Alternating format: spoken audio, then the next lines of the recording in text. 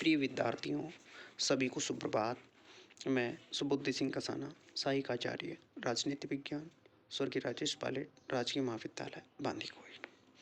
आज हमारी video class का टॉपिक संघीय परिषद, जिसके अंतर्गत हम संघीय परिषद के सभापति या शेष राजमंडल के राष्ट्रपति के अधिकार और शक्तियों के बारे में विस्तार से अध्ययन करेंगे।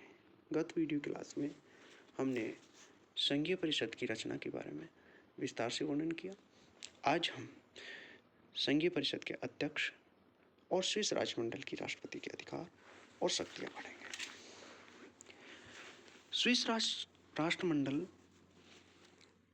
के राष्ट्रपति का पद संघीय परिषद की भांति अनुपम है और यह स्विस नागरिकों की गहरी प्रजातांत्रिक और गणतंत्री भावना का प्रतीक है।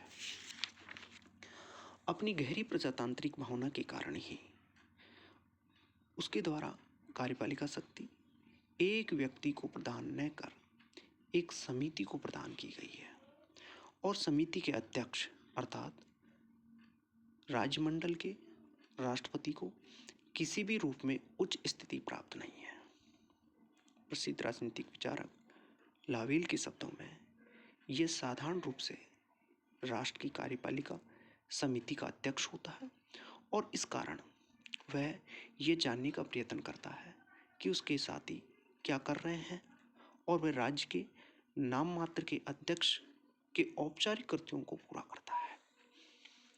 स्विट्जरलैंड की राष्ट्रपति के कार्य दो प्रकार के हैं।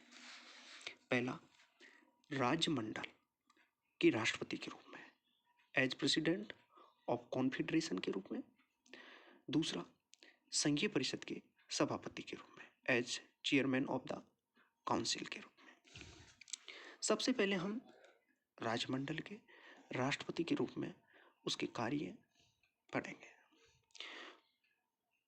1914 के संघीय प्रशासन संगठन अधिनियम में राष्ट्रपति ब्रिटिश सम्राट की भांति स्विस राष्ट्र का प्रतीक है और महत्वपूर्ण राष्ट्रीय तथा अंतर्राष्ट्रीय अवसरों पर राज्य का प्रतिनिधित्व करता है।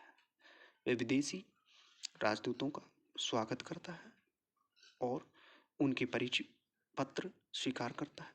ये विदेशों में स्विस राज्यमंडल का प्रतिनिधि तथा अधिवक्ता माना जाता है।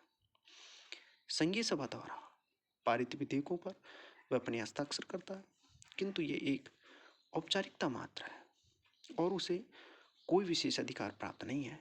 जब अन्य राज्यों के प्रधान स्विट्जरलैंड की राजकीय यात्रा पर आते हैं तो संघीय परिषद के 7 सदस्य उनका स्वागत करते हैं। वह संघीय चांसलरी का निर्देशन तथा नियमन करता है। अब हम देखेंगे संघीय परिषद के सभापति के रूप में उसके कार्य। संघीय परिषद के सभापति के रूप में वह परिषद का सभापतित्व करता है और किसी विषय पर टाई पड़ने की स्थिति में निर्णायक मत का प्रयोग करता है। वह संघीय परिषद के सदस्य के रूप में एक विभाग का अध्यक्ष होता है। वह अन्य पार्षदों की भांति ही वह कुछ प्रशासनिक प्राधिकारों का प्रयोग करता है। उसे संघीय परिषद के अन्य सदस्यों के विभागीय कार्यों के निरीक्षण का भी अधिकार है, परंतु यह केवल सुझाव ही दे सकता है, आदेश नहीं दे सकता। वह परिषद के अन्य सदस्यों को न तो नियुक्त कर सकता है और न पदच्युत कर सकता है। उसके द्वारा संघीय परिषद के सदस्यों के विभागों में भी परिवर्तन नहीं किया जा सकता। इस प्रकार वह किसी भी अर्थ में संघीय परिषद का स्वामी और नेता नहीं है। अत्यंत संकटकालीन स्थिति में परिषद की ओर से अध्यक्ष को कभी कभी कुछ कार्य करने के अधिकार भी दे दिए जाते हैं। फिर भी साधारणतः परिषद में अन्य सदस्यों से बढ़कर अध्यक्ष के कोई अधिकार नहीं है। यहाँ तक कि यदि परिषद का कोई अध्यक्ष विदेश यात्राएं करे तो भी उसकी आलोचना की जाती है। राष्ट्रपति पद की स्थिति देखते हैं, पोजीशन ऑफ द प्रेसिडेंट। इस प्रकार राज्यमंडल का राष्ट्रपति प्राय शक्ति शून्य है और अमेरिका के राष्ट्रपति ब्रिटिश प्रधानमंत्री या अन्य किसी कार्यपालिका प्रधान से उसकी तुलना करना नितांत भ्रमपूर्ण है, क्योंकि संघीय परिषद के सभी सदस्यों को समान स्थिति प्राप्त है। इसलिए स्विट्जरलैंड की कार्यपालिका को बहुल कार्यपालिका कहा जाता है।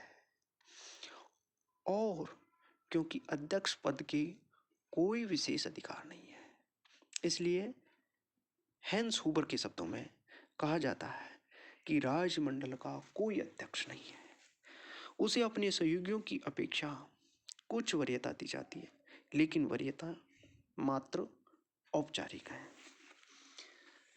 वह वास्तव में न तो राष्ट्र का प्रधान है और न शासन का ही। ये देश के प्रशासन के लिए अन्य पार्षदों की अपेक्षा किसी प्रकार उत्तरदायी नहीं है।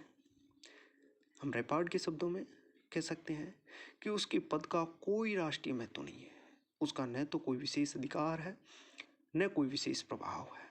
किंतु ये समझना गलत होगा कि स्विट्जरलैंड का राष्ट्रपति का पद सर्वथा प्रभावहीन और अनावश्यक है। राष्ट्रपति पद स्विस शासन का सर्वोच्च पद है। उसके द्वारा कुछ ऐसे औपचारिक कार्य किए जाते हैं जिन्हें समस्त सदस्य एक साथ नहीं कर सकते। स्विस राष्ट्रपति के पद के गौरव पर संदेह नहीं किया जा सकता। ब्रुक्स के शब्दों में जनसेवा के एक लंबे जीवन के पश्चात सर्वोच्च पारितोषिक के रूप में इस पद की कामना की जाती है। इसी कारण ये समस्त स्विस जनता के लिए बहुत अधिक सम्मान का पात्र है। अब हम देखेंगे स्विस प्रशासन के विभाग।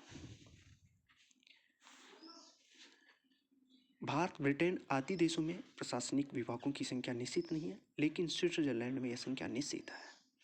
समस्त प्रशासनिक कार्यों को 7 भागों में बांटा गया है, जो इस प्रकार है। पहला, राजनीतिक विभाग। दूसरा, न्याय और पुलिस विभाग। तीसरा, गृह विभाग।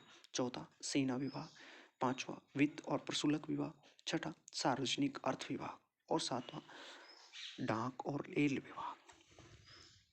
प्रत्येक विभाग संघीय परिषद के एक सदस्य के अधीन होता है और उसके कार्य संचालन के लिए उत्तरदायी होता है। स्विट्जरलैंड में संघीय परिषद के सदस्य अपनी बैठक में बातचीत के आधार पर विभागों का बंटवारा कर लेते हैं और प्राय एक सदस्य को वही विभाग दिया जाता है जो उसके पास पहले से था, जिससे वह अपने अनुभव से लाभ पहुंचा सके। प्रत्येक विभाग का प्रमुख अन्य किसी विभाग का उप प्रमुख होता है, जिससे किसी विशेष सदस्य की अस्वस्थता या अनुपस्थिति में भी विभाग का कार्य सुचारू रूप से संचालन हो सके। परिषद में विभिन्न दलों के सदस्य होते हैं, उनके द्वारा अपने मतभेद खुले रूप से व्यक्त किए जा सकते हैं।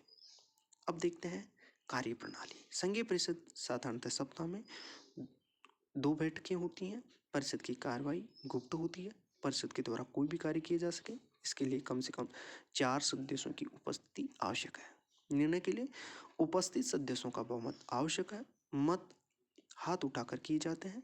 अध्यक्ष को निर्णायक मत देने का अधिकार होता है। संघीय परिषद सामूहिक उत्तरदायित्व के सिद्धांत के आधार पर कार्य नहीं करती, इसलिए कहा जाता है कि स्विट्जरलैंड में कार्यपालिका के 7 सदस्य हैं, परंतु कोई कार्यपालिका परिषद नहीं है। इस तरह से स्विट्जरलैंड के राष्ट्रपति की 2 शक्तियाँ, एक राज्यमंडल के राष्ट्रपति के रूप में, दूसरी संघीय परिषद के सभापति के रूप में हमने जानी। धन्यवाद।